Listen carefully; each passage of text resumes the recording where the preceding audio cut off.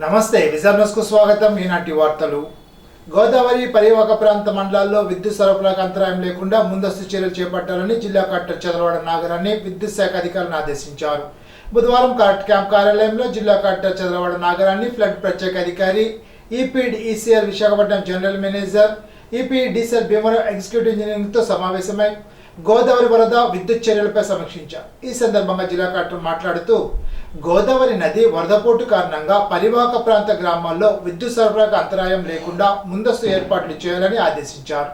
అవసరమైన మెటీరియల్ సిబ్బందిని సిద్ధంగా ఉంచుకోవాలని జిల్లా కలెక్టర్ ఈపీఈడీసీఎల్ జనరల్ మేనేజర్కు సూచించారు.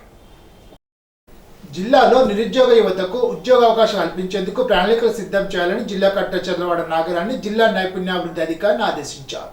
బుధవారం కలెక్టర్ క్యాంప్ కార్యాలయంలో జిల్లా కలెక్టర్ నాగరాన్ని జిల్లాలోని యువతకు ఉద్యోగ కల్పనపై స్కిల్ డెవలప్మెంట్ అధికారితో సమావేశమై సమీక్షించారు. ఈ సందర్భంగా జిల్లా కలెక్టర్ మాట్లాడుతూ చదువుకున్న నిరుద్యోగ యువతకు మెరుగైన ఉద్యోగాలు కల్పించే ప్రణాళికలు సిద్ధం చేయాలని అన్నారు. అందులో ఉన్న ప్రముఖ పరిశ్రమలు, కంపెనీలు యాజమాన్యాలతో ఒక సమావేశాన్ని ఏర్పాటు చేసి వారికి అవసరమైన సిబ్బంది వివరాలను సేకరించాలని అన్నారు. శ్రీ విజ్ఞాన వేదిక కూటమాధ్వర్యంలో ఎమ్మెల్యే పులపర్తి రామాంజనేయులు కుమారుడు ప్రశాంత్ సౌజన్యంతో ఆహార పొట్లాలను, పొత్తూరు బాబుల సౌజన్యంతో 200 కంచాలు, గ్లాసులను భీమవరం మెంటేవారి తోటలో గత 4 రోజులుగా ముంపుకు గురైన బాధితులకు అందించారు. దాతలు అందిస్తున్న సహకారం అద్వితీయమని, మానవత్వంతో ముందుకు వస్తున్న దాతలను వారు అభినందించారు. భీమవరం పట్టణ జనసేన పార్టీ అధ్యక్షులు చెన్నమల్లి చంద్రశేఖర్ మాట్లాడుతూ ఈ ప్రాంతాన్ని ఎమ్మెల్యే అంజిబాబు శాశ్వత పరిష్కారానికి కృషి చేస్తున్నారని, అసెంబ్లీలో కూడా ఈ విషయంపై మాట్లాడారని, నిరంతరం మేమంతా కృషి చేస్తామని అన్నారు.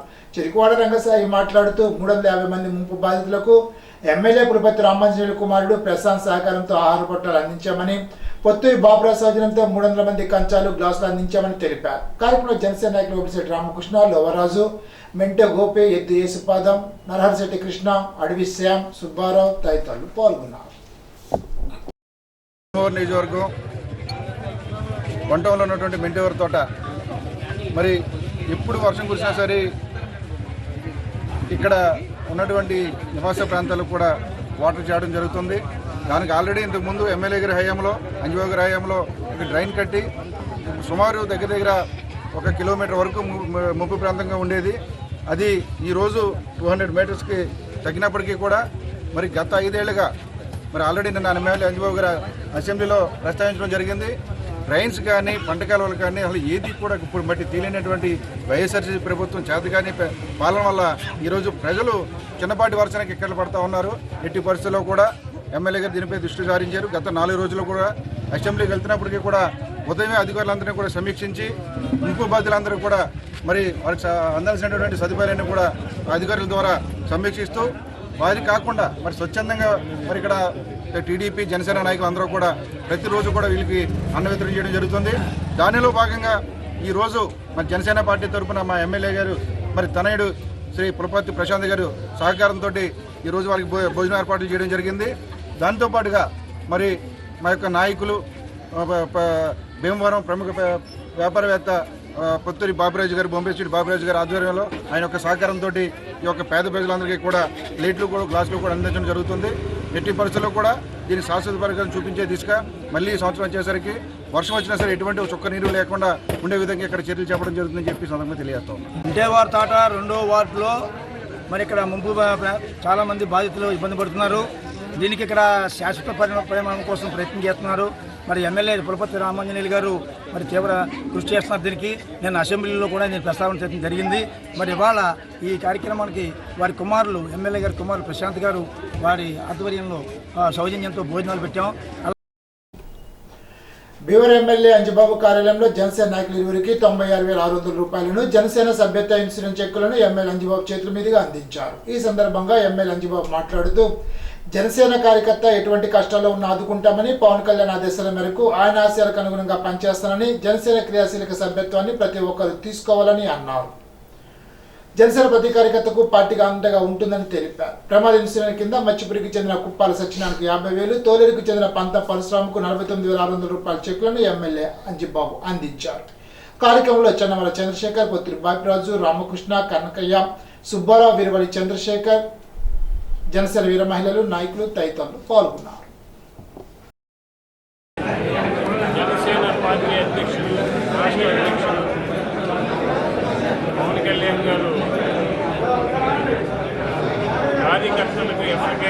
ప్రమాదం జరిగితే ఆదుకోవాలనే ఉద్దేశంతో సభ్యత్వ నమోదుతో పాటు 5 లక్షల రూపాయలు ఇన్సూరెన్స్, పాక్షికంగా దెబ్బతిన్న వాళ్ళకి 50,000 రూపాయలు ఏర్పాటు చేశారు. దానిలో భాగంగా ఈరోజు మన భీమవరం నియోజకవర్గం నుంచి మంచిపూర్ నుంచి ఉప్పాల సత్యనారాయణకి 50,000 రూపాయలు, తోలేరు నుంచి భగత సాయి ప్రవీణ్ పరశురామ్కి 50,000 రూపాయలు 2 చెక్కులు ఇవ్వడం జరిగింది. అంటే జనసేన పార్టీ అంటే నమ్ముకున్న వారికి రక్షణ ఇచ్చే పార్టీ, కార్యకర్తలను కాపాడే పార్టీ, కార్యకర్తలకు ఎవరికి ఇబ్బంది వచ్చినా ఆదుకునే సిస్టంలో కళ్యాణ్ గారు ముందుంటారు. దానిలో భాగంగానే ఈరోజు మన భీమవరం నియోజకవర్గం ఇద్దరికి 55,000 రూపాయలు చొప్పున 2 చెక్కులు ఇవ్వడం జరిగింది. గత ప్రభుత్వ హయాంలో వైఎస్ జగన్మోహన్ రెడ్డి వ్యవస్థను నిర్వీర్యం చేసి రాజ్యాంగాన్ని తుంగలో తొక్కి అన్ని వ్యవస్థలను నాశనం చేశారని తణుకు శాసనసభ్యులు ఆర్మీ రాధాకృష్ణ అన్నారు. అసెంబ్లీ సమావేశాల్లో ఆయన మాట్లాడుతూ గతంలో లిక్కర్ పాలసీ ద్వారా జగన్మోహన్ రెడ్డి అడ్డగోలుగా దోచుకున్నారని అన్నారు. 2019కు ముందు ముఖ్యమంత్రిగా చంద్రబాబు ఉన్నప్పుడు లిక్కర్ పాలసీలకు పర్మిట్ రూమ్లు ఉండేవని, జగన్ పాలనలో వాటిని తొలగించి బహిర్గతంగా ఎక్కడ పడితే అక్కడ మద్యాన్ని వినియోగించే విధంగా చేసి అందరినీ ఇబ్బందులు గురి చేశారని అన్నారు. బ్లాక్ మార్కెట్ ద్వారా వైసీపీ నాయకులు లిక్కర్ అమ్ముకొని కోట్ల రూపాయలు సంపాదించారని తెలిపారు. లిక్కర్ ఆదాయాన్ని బ్యాంకులకు తాకట్టు పెట్టడమే కాకుండా ప్రజల నుండి దోచుకుని వారి ఆరోగ్యాన్ని పణంగా పెట్టి అన్ని విధాలుగా దోచుకున్న గనులు వైసీపీ నాయకులని అన్నారు. ముఖ్యంగా ఈ ప్రభుత్వం ఏర్పడిన తర్వాత గౌరవ ముఖ్యమంత్రి శ్రీ నారా చంద్రబాబు నాయుడు గారు రిలీజ్ చేస్తున్నటువంటి శ్వేతపత్రాల ద్వారా చూస్తుంటే గత ప్రభుత్వంలో వైఎస్ జగన్మోహన్ రెడ్డి ఏ విధంగా వ్యవస్థలు నిర్వీర్యం చేశాడు, ఏ విధంగా రాజ్యాంగాన్ని తుంగలోకి తొక్కి అన్ని వ్యవస్థల్ని నాశనం చేసి ఈరోజు రాష్ట్రాన్ని అధోగతి పాలు చేశాడు మనందరికీ కూడా కళ్ళకు కట్టినట్టు తెలుస్తుంది. ముఖ్యంగా ఈరోజు లిక్కర్ పాలసీ ద్వారా కూడా ఏ విధంగా గత ప్రభుత్వంలో జగన్మోహన్ రెడ్డి దోచుకున్నాడో, ఏ విధంగా పాలసీలని వ్యవస్థలన్నింటినీ కూడా నిర్వీర్యం చేసి ఈరోజు లిక్కర్ ద్వారా ఈరోజు అన్ని వ్యవస్థల్ని దోచుకున్నాడో తెలుస్తుంది మనకి. ముఖ్యంగా ఆ రోజు చంద్రబాబు నాయుడు గారు ముఖ్యమంత్రిగా ఉన్నప్పుడు లిక్కర్ పాలసీ అంతా కూడా 2014 నుంచి 19 వరకు పర్మిట్ రూములు ఉండేవి సార్. ఆ పర్మిట్ రూములన్నీ కూడా తొలగించి ఈరోజు ఓపెన్గా ఎక్కడ పడితే అక్కడ మద్యాన్ని వినియోగించే విధంగా కూడా చేసి అందరినీ కూడా ఈరోజు ఇబ్బందులు పెట్టే పరిస్థితి ఏర్పడింది. ఈరోజు పొలాల్లో కానీ, చెరువు గట్ల మీద కానీ, కాలువ గట్ల మీద అన్ని చోట్ల కూడా కన్జంప్షన్ చేసే విధంగా తయారు చేశాడు. అదేవిధంగా ఈరోజు 99,000 కోట్ల రూపాయలు ఏదైతే లిక్కర్ ద్వారా ఆదాయం వచ్చిందని చెప్పారో దానికన్నా డబుల్గా వైఎస్ఆర్ కాంగ్రెస్ పార్టీ నాయకులు ఈరోజు సంపాదించినటువంటి పరిస్థితి ఉంది సార్. ఆఫ్టర్ టైమింగ్స్లో బ్లాక్ మార్కెట్ ద్వారా ఈరోజు లిక్కర్ నమ్మి వైఎస్ఆర్ కాంగ్రెస్ పార్టీ నాయకులు కూడా పెద్ద ఎత్తున వ్యాపారం చేసి దీని ద్వారా సంపాదించినటువంటి పరిస్థితిని కూడా మనం చూడొచ్చు. ఆ విధంగా లిక్కర్ ద్వారా కేవలం లిక్కర్ ఆదాయాన్ని ఎస్క్రో బ్యాంకుకి తాకట్టు పెట్టడం ద్వారా కాకుండా ఈ విధంగా కూడా ప్రజల నుంచి దోచుకుని అన్ని విధాలుగాను కూడా ఆ ప్రభుత్వం ద్వారా ప్రజలని ఆరోగ్యాన్ని పణంగా పెట్టాడు, ప్రజల డబ్బులు దోచుకున్నటువంటి పరిస్థితిని కూడా మనందరం కూడా చూడొచ్చు సార్. విష్ణుకుమార్ రాజు గారు. ఆంధ్రప్రదేశ్ శాసనసభలో తాడేపల్లిగూడెం శాసనసభ్యులు బొలిశెట్టి శ్రీనివాస్ తొలి ప్రసంగం చేశారు. ఆంధ్రప్రదేశ్లో అమలవుతున్న మద్యంపై జరిగిన చర్చలో ఆయన సుమారు 3 నిమిషాల పాటు ప్రసంగించారు. గత ప్రభుత్వ మద్య విధానంలో ప్రభుత్వానికి ఎంత లాభం వచ్చిందో దానికంటే ఎక్కువ అప్పటి ముఖ్యమంత్రి జగన్మోహన్ రెడ్డికి ఆదాయం వచ్చిందని అన్నారు. తన సొంత మనుషులైన వాసుదేవరెడ్డి తదితర వ్యక్తులతో డిస్టిలరీ ఏర్పాటు చేసుకుని నాణ్యమైన మద్యాన్ని అందించే వాటిని మూయించి ఒక మాఫియాగా మద్యం అమ్మకాలు కొనసాగించారని అన్నారు. గతంలో జగన్మోహన్ రెడ్డి ప్రభుత్వం రాగానే మద్యం పాలసీని ఎలాగైతే మార్చారో అలాగే ఇప్పుడు కూడా పాలసీ వచ్చేలోపే నాణ్యమైన మద్యాన్ని అందించేందుకు చంద్రబాబు, పవన్ కళ్యాణ్ కృషి చేయాలని ఆయన కోరారు. పవన్ కళ్యాణ్ గారికి, చంద్రబాబు నాయుడు గారికి, మీకు అందరికి కూడా నమస్కారం. మరి ఈరోజు లిక్కర్ గురించి చెప్తే అది టోటల్గా గవర్నమెంట్కి ఎంత లాభం వచ్చిందో జగన్మోహన్ రెడ్డి గారికి కూడా అంతే లాభం వచ్చింది అనే విషయాన్ని మీ అందరికీ తెలియజేసుకుంటాను. అది ఎలా అంటే ఉన్న డిస్టిలరీలన్నీ, మ్యానుఫ్యాక్చర్ యూనిట్లన్నీ మూసేసి ఒక్క యూనిట్ నుంచే చెత్త సరుకు ఏదైతే ఉందో దాన్ని అంతా కూడా సప్లై చేసి ఎక్కడా కూడా ఒకరోజు కూడా నిలవలేకుండా ప్రజల ఆరోగ్యంతో ఆటలాడుకున్నటువంటి ముఖ్యమంత్రికి మరి ఎటువంటి పనిష్మెంట్ ఉంటుందో నాకు తెలియదు, కానీ చాలా కుటుంబాలు నిర్వీర్యం అయిపోయిన అధ్యక్ష. టోటల్ గా ఏంటంటే ఏదైతే స్పిరిట్ ఉందో దాన్నే సప్లై చేసిన సందర్భం రాష్ట్రంలో తెలుసు. అంతేకాకుండా ఈ షాపులు అన్ని కూడా డిజిటల్ ట్రాన్సాక్షన్ ఎక్కడా లేదు. భారతదేశంలో అన్ని చోట్ల కూడా డిజిటల్ ట్రాన్సాక్షన్ పెడితే దాని భిన్నంగా ఆంధ్ర రాష్ట్రంలో మాత్రం అంతా క్యాష్ ట్రాన్సాక్షన్ చేసిన సందర్భాన్ని మీ దృష్టిలో పెడుతున్నాను. ట్రాన్స్పోర్ట్ కాంట్రాక్ట్ ఆంధ్ర అధ్యక్ష ఉన్న మ్యాక్డల్ యూనిట్ ముగించేశారు. ఏదైతే ఇంపోర్టెడ్ మధ్యలో ఉన్న యూనిట్లన్నీ ముగించారు. ఒకే ఒక యూనిట్ వాళ్ళ కన్సర్న్ లో ఉన్న యూనిట్ల నుంచే మొత్తం సరఫరా చేసి అంతా వాసుదేవ్ రెడ్డి గారు ఆలోచించాయి. ఎంత స్టాక్ సప్లై అవుతుంది, ఎంత అమ్ముతున్నారు అనేది కూడా లేకుండా డిజిటల్ ట్రాన్సాక్షన్ ఉంటే తెలిసిపోద్దని అంతా క్యాష్ ట్రాన్సాక్షన్ లో మొత్తం అంతా కూడా జగన్మోహన్ రెడ్డి గారి ఖజానాకి వెళ్ళిందని చెప్పి ఖచ్చితంగా చెప్పొచ్చు అధ్యక్ష. ఎందుకంటే ఇవాళ ప్రభుత్వం చెప్తున్నా సిగ్గు లేకుండా మేము ప్రభుత్వాన్ని నడిపిందే మందు అమ్మన్నారు. అంటే మందు అమ్మి ప్రజల ఆరోగ్యంతో ఆటలాడుకుని ప్రభుత్వాన్ని నడపమని ఎవరు అధ్యక్ష చెప్పారు? అంతేకాకుండా ప్రతిరోజు 8:30 దాటిన తర్వాత ఒక్కో మనిషి ఒక్కో బాటిల్ జేబులో పెట్టుకు వెళ్ళిపోతాడు. ఇంటి పక్కడికి అమ్ముతాడు మళ్ళీ. మన టైంలో ఏదైనా బెల్ట్ షాప్ పర్మిషన్ ఉంటే ఒకటి ఉండేది అధ్యక్ష ఊరికి. కానీ ప్రతి చోట కూడా ప్రతి సందు కూడా ఇవాళ ఈ లిక్కర్ని అమ్ముతూ ఉన్నారు. పైగా పక్కన ఎక్కడైనా అమ్మితే పోలీసులు తీసుకెళ్లి మళ్ళీ కేసు పెట్టి వాళ్ళని జైలు పంపిస్తూ ఉన్నారు అధ్యక్ష. కానీ ఇలాంటి దుర్మార్గమైనటువంటి ఈ చరిత్రలో ఎవరు కూడా ఈ ముఖ్యమంత్రి చేసినాడు, పాత ముఖ్యమంత్రి ఏదో జగన్మోహన్ రెడ్డి ఉన్నాడు ఆయన చేసిన దురాగతాలు లిక్కర్లో ఇంకెవరు చేయరు అధ్యక్ష. ఒక గంజాయి ఆంధ్రప్రదేశ్ గాను ఒక లిక్కర్ ఆంధ్రప్రదేశ్ గాను ఆ లిక్కర్ తాగి ఆరోగ్యం పాడుతున్న కుటుంబాల్లో ఉసురంతా కూడా ఇలా తగులుతుందని కూడా నేను తెలియజేస్తున్నాను అధ్యక్ష. మరి మీరు దాని మీద దృష్టి పెట్టి ఇవాళ మనం ఇంకా ఇంకోటి గుర్తుపెట్టుకోవాలి అధ్యక్ష. మనం టైం వచ్చి అయిపోయిన తర్వాత 2020లో మిగిలిన అత్యధిక బ్రాండ్లు అన్ని కూడా తగలబోయి ఇస్తారు అధ్యక్ష ఆ డిస్టిలరీ నుంచి. కానీ ఇంకా మనం ఏదైతే ఆ మందు అమ్ముతున్నారో అదే మందు ఇంకా మనం పర్మిట్ చేస్తాం అధ్యక్ష. దానివల్ల కూడా మనం ఇబ్బంది పడతాం అధ్యక్ష. అది కూడా దృష్టిలో పెట్టుకుని ఇది వరకు ఉన్న బ్రాండ్స్ అన్ని కూడా ఇమ్మీడియట్ గా స్టాప్ చేయించి ఏదైతే మంచి బ్రాండ్లు ఇవ్వాలనుకున్నా అది కూడా పాలసీ వచ్చే లోపలనే మనం 5 ఏళ్ల జగన్ పాలనలో పోలవరం ప్రాజెక్టుతో పాటు మొత్తం సాగునీటి వ్యవస్థను విధ్వంసం చేశారని రాష్ట్ర జలవనరుల శాఖ మంత్రి నిమ్మల రామానాయుడు అన్నారు. శాసన మండలిలో ఆయన మాట్లాడుతూ సాగునీటికి బడ్జెట్లో నిధులు కేటాయించినా ఖర్చు చేయకుండా ఇతర అవసరాలకు మళ్లించారని అన్నారు. 10% నిధులు కూడా ఖర్చు చేయలేదని అన్నారు. 19,220 కోట్లు ఖర్చు చేశారని తెలిపారు. 14 లక్షల అప్పులు చేసిన ఘనత ప్రభుత్వాన్ని రాష్ట్రాన్ని జగన్ అప్పులు చేశారని కూడా విమర్శించారు. ధన్యవాదాలు అధ్యక్ష.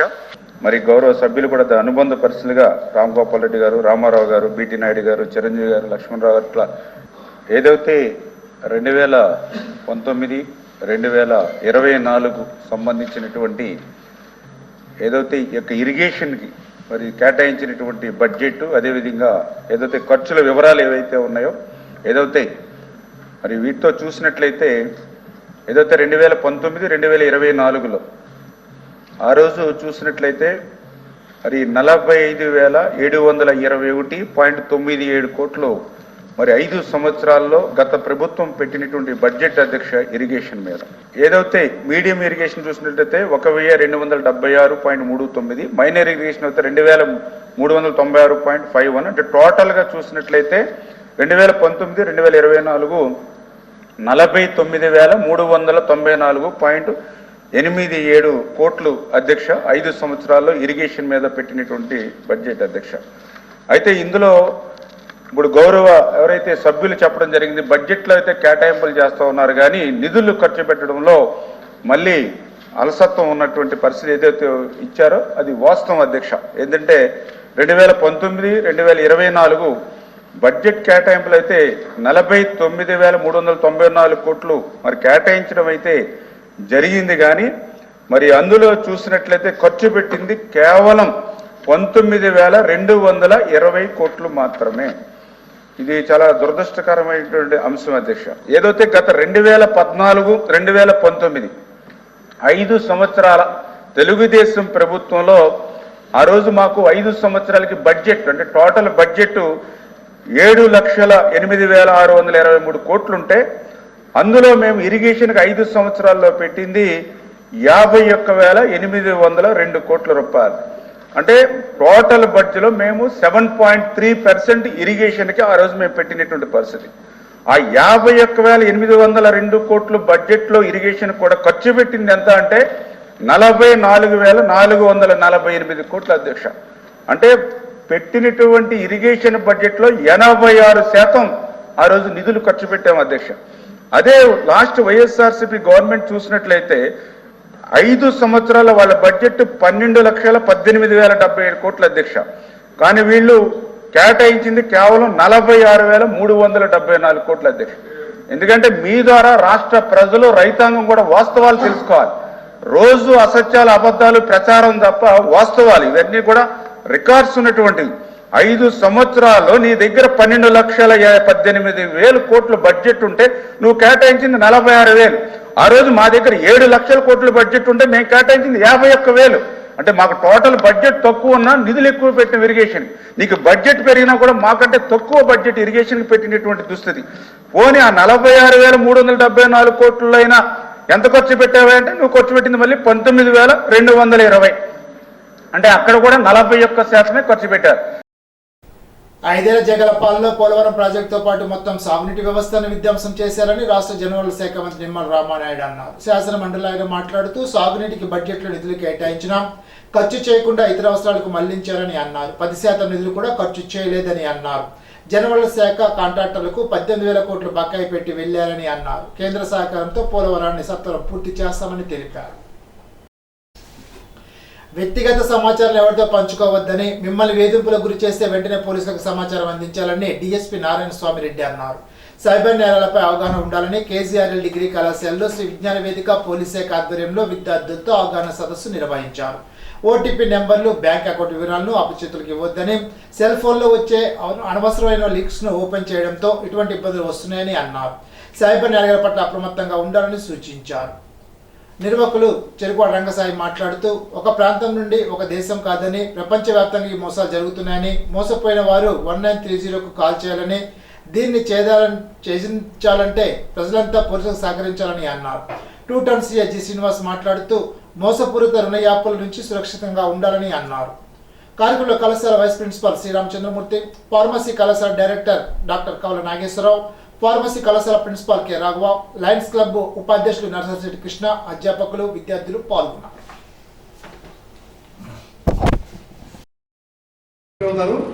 యాక్చువల్లీ ఇప్పుడు వచ్చి మేము మీకు అవేర్నెస్ అనేది నిజానికి అవసరమా అంటే సార్ అన్నారు, మీరు వెళ్ళి గ్రామాల్లో చెప్పాలి సైబర్ క్రైమ్ గురించి చాలా నేరాలు జరుగుతున్నాయని. నేనేమంటానంటే గ్రామాల అవసరం మాకు వస్తున్న క్రైమ్ రేట్ చూస్తే గ్రామాల్లో ఉన్నటువంటి illiterates they are so cautious, they are not at all losing any money, they are not all involving any frauds. వాళ్ళు బాధ్యతగా అంతా చదువుకున్న వాళ్ళే, ఉద్యోగస్తులే, సాఫ్ట్వేర్ ఇంజనీర్లు, పెద్ద పెద్ద ఉద్యోగాలు చేసే వాళ్ళే ఈ సైబర్ క్రైమ్లోను సైబర్ ఫ్రాడ్లోను బలవుతున్నారు. కారణం ఏంటంటే గ్రామాల్లో ఉన్న వాళ్ళు చాలా జాగ్రత్తగా ఉంటారు. ఇది ఏదో నొక్కితే ఏమవుతుందో మనకెందుకు లేనే అలాగే పెట్టుకొని మళ్ళీ వాళ్ళ అబ్బాయి ఎవరో వస్తే ఇదేదో మెసేజ్ వచ్చి చూడరా అంటారు.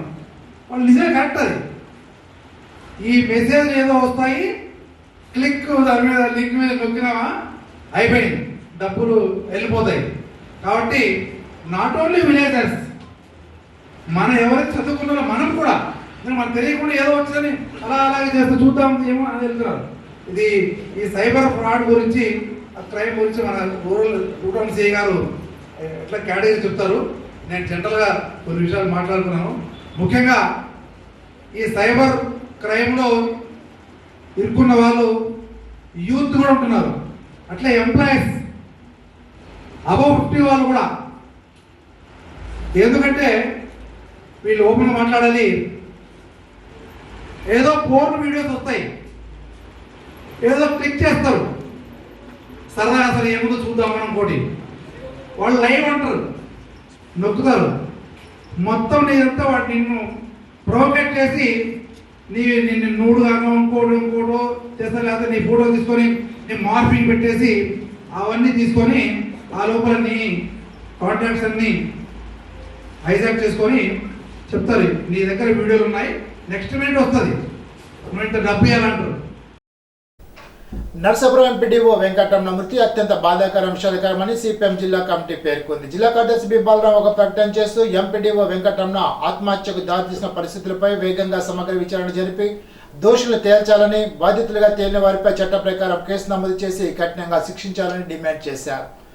ఎంపీడీఓ కుటుంబ సభ్యులకు సహచర ఉద్యోగులకు సిపిఎం తరఫున ప్రగాఢ సానుభూతి తెలిపారు. బాధిత కుటుంబాన్ని ప్రభుత్వం అన్ని విధాలుగా ఆదుకోవాలని కోరారు. ఉద్యోగుల ఆందోళనకు సిపిఎం సంఘీభావాన్ని తెలిపింది.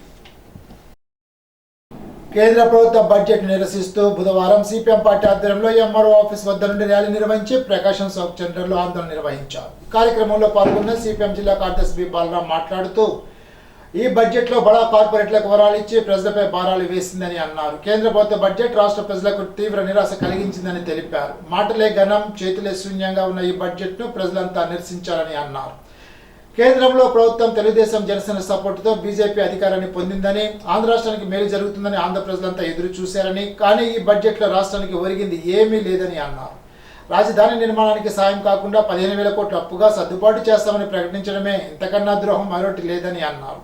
ప్రత్యేక హోదా, పోలవరం ప్రాజెక్టు నిధులు, నిర్వాసితుల సమస్య, Kadapa steel plant, Visakha railway zone ఊసే లేదని అన్నారు. కార్యక్రమంలో సిపిఎం జిల్లా సెక్రటరీ సభ్యులు బి వాసుదేవరావు, జిల్లా కమిటీ సభ్యులు రాజా రామ్మోహన్ రావు, ఎం వైకుంఠరావు తదితరులు పాల్గొన్నారు. అత్తిలి మండలం పాలి ఉన్నత పాఠశాలలో 100 రోజుల మిషన్ శక్తి కార్యక్రమంలో భాగంగా బేటీ బచావో బేటీ పడావో కార్యక్రమాన్ని ఐసిడిఎస్ ఆధ్వర్యంలో నిర్వహించారు. 18 సంవత్సరాలు నిండకుండా ఆడపిల్లకు, 20 సంవత్సరాలు నిండకుండా మగపిల్లలకు పెళ్లి జరగకుండా చూడాలని, అలా జరిగితే బాల్య వివాహ నేరంగా పరిగణిస్తారని, బాధితులకు జైలు శిక్ష విధించబడుతుందని అత్తిలి పర్యవేక్షకురాలు కె కుమారి అన్నారు. బాలను వెట్టి చాకరీ చేయించుకుంటున్న చట్టరీత్యా నేరమని, పిల్లల్ని చదివించాలని సూపర్వైజర్ కుమారి తెలిపారు. బాల్య వివాహాలు జరిగినట్లయితే సమాచారాన్ని ఐసిడిఎస్ కార్యాలయానికి కానీ సమీప అంగన్వాడీ కేంద్రానికి కానీ తెలియచేయాలని కోరారు. ఈ అవగాహన సదస్సులో పాఠశాల ఉపాధ్యాయులు, అంగన్వాడీ వర్కర్లు, హెల్త్ సిబ్బంది, మహిళా, పోలీస్, పాఠశాల విద్యార్థులు పాల్గొన్నారు. అత్తిలి మండలం కొమ్మర, పాలూరు, తిరుపతి గ్రామాల్లో వరి చేనును వ్యవసాయాధికారులు పరిశీలించారు. ప్రస్తుతం రైతులు స్వల్పకాలిక రకాలు మాత్రమే వేయాలని, లేకపోతే దాల్వా పంటకు ఆలస్యం అవుతుందని వ్యవసాయాధికారి టీకే రాజేష్ తెలిపారు. అధిక వర్షాల వల్ల అత్తిలి మండలంలో 3,200 ఎకరాలు ఊడ్చిన వారి పంట నీటితో మునిగిపోయిందని, 120 ఎకరాల్లో నారుమడులు నీట మునిగాయని తెలిపారు. నీట మునిగిన 5 రోజుల్లోపు వరి నారుమడి నుండి నీటిని పూర్తిగా బయటకు తీసి 5 సెంట్ల నారుమడికి 1 కిలో యూరియా, 1 కిలో ఎంఓపి వేసుకోవడం వల్ల కొత్తకు వచ్చి నాట్లు వేయడానికి అంది వస్తుందని తెలిపారు.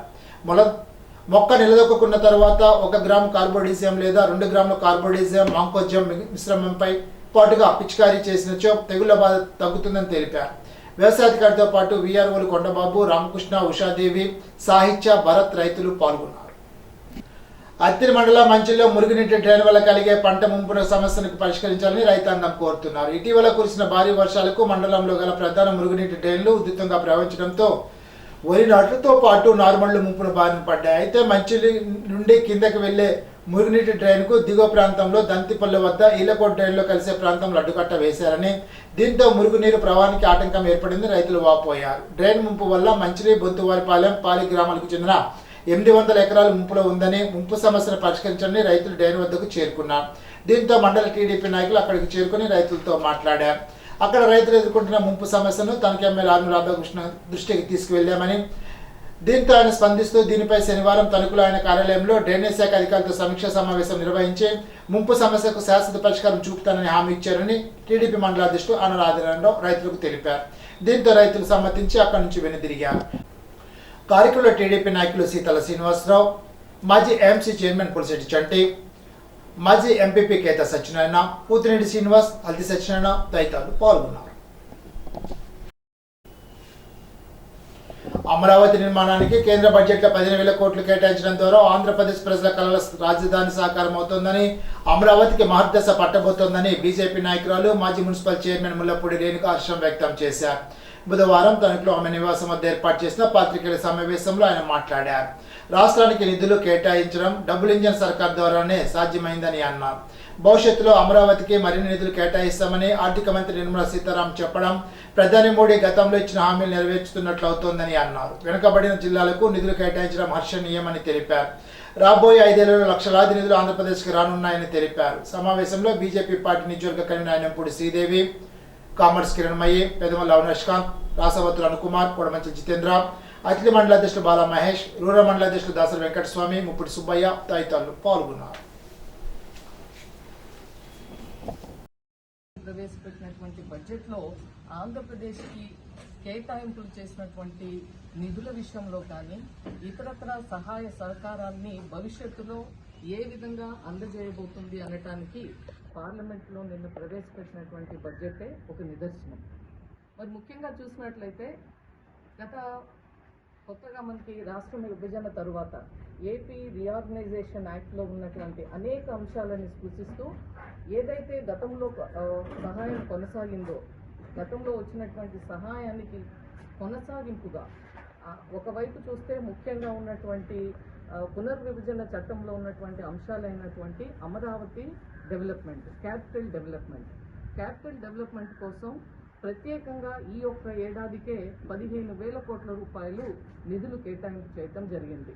మరి దాని మూలంగా ఏదైతే రాజధాని గత 5 సంవత్సరాలుగా చూసాం, రాజధాని లేని రాష్ట్రంగా ఆంధ్రప్రదేశ్ ఉన్నటువంటి తరుణంలో ఈరోజు ఎన్డీఏ ప్రభుత్వం అధికారంలోకి వచ్చిన తర్వాత అమరావతి అభివృద్ధి కోసం 15,000 కోట్ల రూపాయలు కేటాయించటం ఆంధ్ర ప్రజలందరికీ కూడా ఇది ఒక చాలా హర్షించదగినటువంటి, సంతోషపడవలసినటువంటి ఒక సందర్భం. అలాగే పోలవరం నిర్మాణం, పోలవరం మనందరికీ తెలిసిందే, మన పక్కనే ఉన్నది జాతీయ ప్రాజెక్టు, మన పునర్విభజన చట్టంలో ఉన్నటువంటి అంశం. దానికి ఏదైతే మనకు డిపిఆర్లో ఉన్నటువంటి విధంగా ఆ ఎస్టిమేట్కి ఏదైతే ఉందో దానికి సంబంధించినటువంటి నిధులు పూర్తి స్థాయిలో త్వరితగతిన పోలవరం కంప్లీట్ చేయడానికి కావాల్సినటువంటి నిధులు కానీ, ఇతరత్ర టెక్నికల్ సపోర్ట్ కానీ, జలవనరుల శాఖ నుంచి రావాల్సినటువంటి సహాయ సహకారాలు కానీ పూర్తి స్థాయిలో అందించి పోలవరాన్ని కంప్లీట్ చేయటం మరి ఒక బాధ్యతగా తీసుకొని ఈరోజు కేంద్ర ప్రభుత్వం దానికి ముందుకు తీసుకెళ్ళడానికి ప్రకటించడం జరిగింది. గ్రంథాలయ ఉద్యమ పితామహుడు అయ్యంకి వెంకటరమణయ్య 134వ జన్మదినాన్ని తణుకు పురుషుల శాఖ గ్రంథాలయంలో ఘనంగా నిర్వహించారు. వెంకటరమణయ్య విగ్రహదాత వావులాల సరళదేవి ఆధ్వర్యంలో పూలమాల వేసి కార్యక్రమాన్ని ప్రారంభించారు. గ్రంథాలయ అధికారి కె సుగన్ కుమారి మాట్లాడుతూ గ్రంథాలయ ఉద్యమాన్ని అయ్యంకి ప్రారంభించి దేశ ప్రజల్లో స్వతంత్ర పోరాటానికి బాట వేశారని అన్నారు. సరళాదేవి వెంకటరమణయ్య జీవిత విశేషాలు వివరించారు. ఆయన స్ఫూర్తితో ఉద్యమాలతో భారతదేశంలో ఎన్నో గ్రంథాలయాలు ఏర్పాటయ్యి ఎందరికో పాఠకులకు ఆదర్శ అయ్యాయని తెలిపారు. కార్యక్రమంలో గ్రంథాలయ సభ్యులు సీతారై, కౌరు వెంకటేశ్వర్లు, ఆర్కెస్ట్రా రాజు, నక్కా రామారావు, బి రామకృష్ణ, కె జ్యోతి, కళాంజలి రమణి తదితరులు పాల్గొన్నారు. తణుకు మండల పరిషత్ కార్యాలయం వద్ద నరసాపురం ఎంపీడీఓ ఎం వెంకటరమణారావు మృతికి సంతాపం తెలిపారు. ఈ సందర్భంగా ఎంపీడీఓ డి శ్రీలలిత మాట్లాడుతూ మృతి చెందిన ఎంపీడీఓ వెంకటరమణారావు ఆత్మకు శాంతి కలగాలని అన్నారు. వారి కుటుంబ సభ్యులకు ప్రగాఢ సానుభూతిని వ్యక్తం చేశారు. జోహార్ ఎంపీడీఓ వెంకటరమణారావు అంటూ నినాదాలు చేశారు. కార్మికుల కార్యాలయ సిబ్బంది తదితరులు పాల్గొన్నారు. తణుకు నారాయణ పాఠశాలలో కేబినెట్ ఎన్నికలు నిర్వహించినట్లు ప్రిన్సిపల్ కె సత్యనారాయణ ఒక ప్రకటనలో తెలిపారు. ఈ సందర్భంగా ఆయన మాట్లాడుతూ విద్యార్థుల్లో రాజకీయ చైతన్యం కలిగించేందుకు ఇటువంటి కార్యక్రమాలు దోహదపడతాయని అన్నారు. హై స్కూల్ విభాగంలో head bye, head girl, deputy head bye, deputy head girl స్థానాలకు ఎన్నికలు నిర్వహించినట్లు ఆయన తెలిపారు. కార్యక్రమంలో భాగంగా విద్యార్థులకు రోల్ నెంబర్ సాయంతో ఓటర్ జాబితా తయారు చేశారు.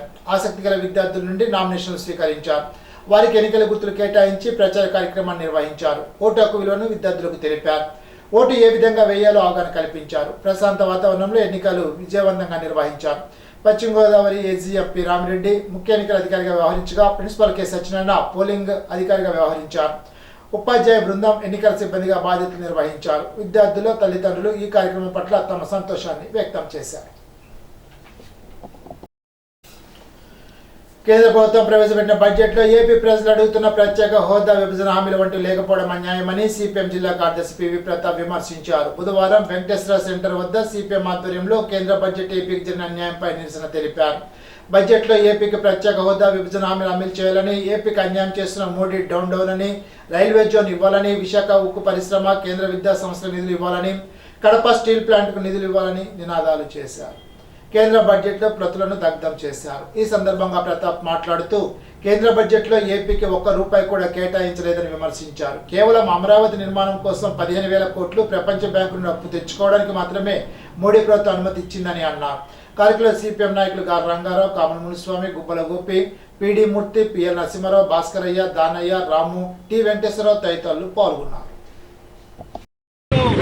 కేంద్ర బడ్జెట్లో నిధులు, ఏపీకి కేంద్ర బడ్జెట్లో నిధులు, ఏపీకి కేంద్ర బడ్జెట్లో నిధులు, ఏపీకి కేంద్ర బడ్జెట్లో నిధులు, పోలవరానికి నిధులు, అమరావతికి నిధులు, వెనుకబడిన ప్రాంతాలకి నిధులు, ఏపీకి విశాఖ ఉక్కుకి నిధులు.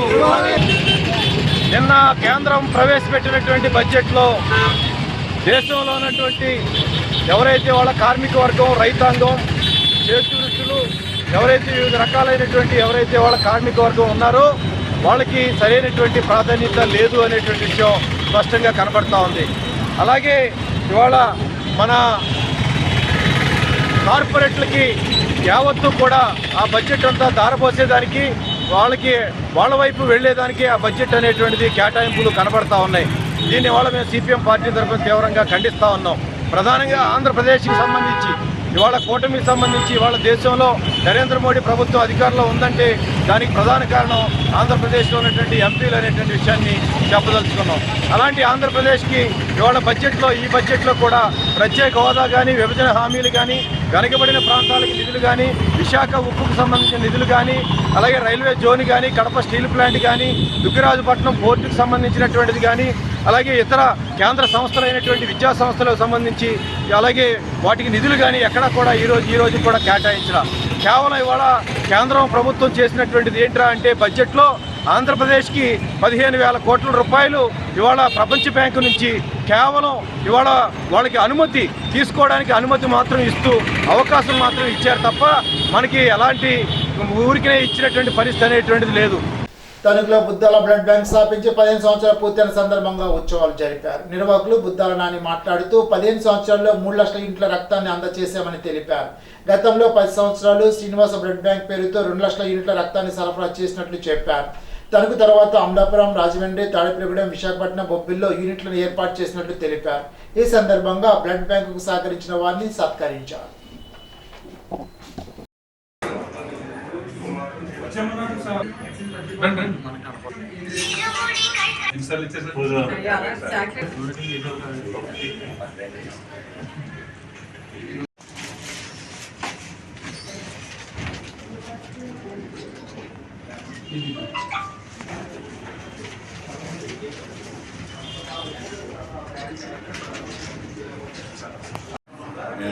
బ్యాంక్ స్టార్ట్ చేసి 15 సంవత్సరాలు అయిందండి. ఈరోజు 15 సంవత్సరాలు అయింది. సుమారుగా ఈ 15 సంవత్సరాల్లోనూ 3 లక్షల యూనిట్లు బ్లడ్ని మనం ఇష్యూ చేయడం జరిగింది. ఇక్కడ దీనికి ముందు కూడా 10 సంవత్సరాల నుంచి బ్లడ్ బ్యాంకింగ్లోనే ఉన్నాం. మనం 25 సంవత్సరాలు అయింది టోటల్గా అయితే. అక్కడ కూడా శ్రీనివాస బ్లడ్ బ్యాంక్ అనే పేరుతోటి 10 సంవత్సరాలు ఒక బ్లడ్ బ్యాంక్ రన్ చేయడం జరిగింది తణుకులోనే. దాంట్లో కూడా మనం సుమారుగా 2 లక్షల యూనిట్లు అప్పుడప్పుడు ఇష్యూ చేయడం జరిగింది. ఇది ఫస్ట్ బ్లడ్ బ్యాంక్ అండి మాకు. తర్వాత ఈ అమలాపురం, రాజమండ్రి, తాడేపల్లిగూడెం, విశాఖపట్నంలో కూడా మనం బ్లడ్ బ్యాంక్ స్టార్ట్ చేయడం జరిగింది. బొబ్బిల్లో కూడా బ్లడ్ బ్యాంక్ స్టార్ట్ చేయడం జరిగింది. తణుకు మండలం దువ్వా కోనాల గ్రామాల్లో వయ్యేరు ఉప్పొంగి ప్రవహించడంతో ఇళ్లలోకి నీరు రావడంతో నిరాశ్రయైన కుటుంబాలకు జిల్లా కట్టచెదరవడ నాగరాణి, పశ్చిమ గోదావరి జిల్లా Indian Red Cross Society chairman Manthina Sivaram Baddiraju ఆదేశాల మేరకు 65 కుటుంబాలకు తణుకు తహసీల్దార్ ముక్తేశ్వరరావు చేతుల మీదుగా పరిశుభ్రత కిట్లను అందజేశారు. కార్యక్రమంలో దువ్వా కోనాల విఆర్ఓలు, పశ్చిమ గోదావరి జిల్లా రెడ్ క్రాస్ కార్యదర్శి Malleswararao, Tanuku Indian Red Cross manager Karmanchi Yohan, red cross వాలంటీర్లు రామ్ చరణ్, బోస్, తేజస్, ధన, బహులు తదితరులు పాల్గొన్నారు.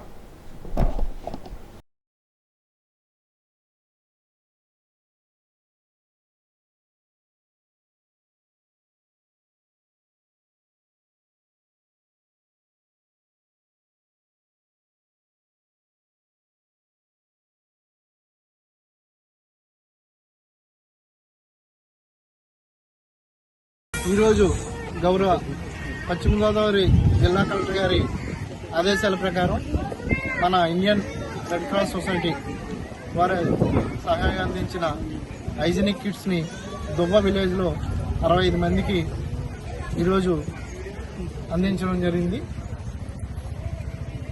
వీళ్ళందరి తరఫున మన రెడ్ క్రాస్ సొసైటీకి ధన్యవాదాలు తెలుపుతున్నాం. Thank you. తణుకు మండల మండపాకలో 100 రోజుల కార్యక్రమంలో భాగంగా ఐసిడిఎస్ తణుకు ప్రాజెక్టు పర్యవేక్షకురాలు కె కృష్ణకుమారి గర్భవతులు, బాలింతలు ఆహారంలో తీసుకోవాల్సిన జాగ్రత్తలు తెలిపారు. బాల సంజీవిని కిట్ను గురించి తెలిపారు. బాలికలకు 18 సంవత్సరాలు నిండే వరకు వివాహం చేయరాదని అన్నారు. బాల్య వివాహాల వల్ల కలిగే అనర్థాలను తెలిపారు. అంగన్వాడీ కార్యకర్త ఎన్ అచ్యుతకుమారి, గర్భిణీలు, బాలింతలు, కిషోర్ బాలికలు పాల్గొన్నారు. తణుకు మండలం వెంకటరాయపురం వినాయకుడి గుడి వద్ద నివాసీలు ఆషాఢ మాసం సందర్భంగా మండపాక ఎల్లారమ్మ అమ్మవారికి పువ్వులు, పసుపు, కుంకుమ, గాజులు, స్వీట్లో కూడిన సారెను అమ్మవారికి సమర్పించారు. అమ్మవారికి ఈ సందర్భంగా ప్రత్యేక కుంకుమ పూజలు నిర్వహించారు. పూజ అనంతరం సారి ప్రసాదాన్ని గ్రామ ప్రజలకు పంపిణీ చేశారు.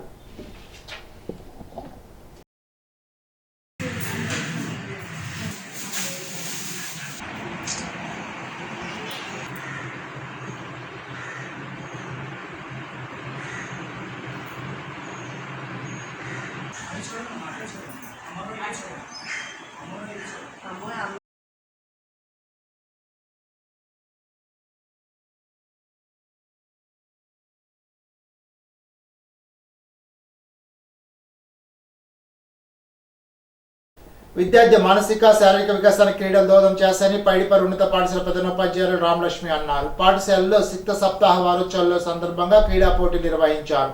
వ్యాయామ ఉపాధ్యాయుడు ప్రసాద్ మాట్లాడుతూ విద్యార్థుల్లో పోటీతత్వం పెరగడం వల్ల మానసిక దృఢం పెరుగుతుందని అన్నారు. ఉపాధ్యాయులు ఎంఎస్ కృప, జయరాజు, స్వరూపరాణి తదితరులు పాల్గొన్నారు.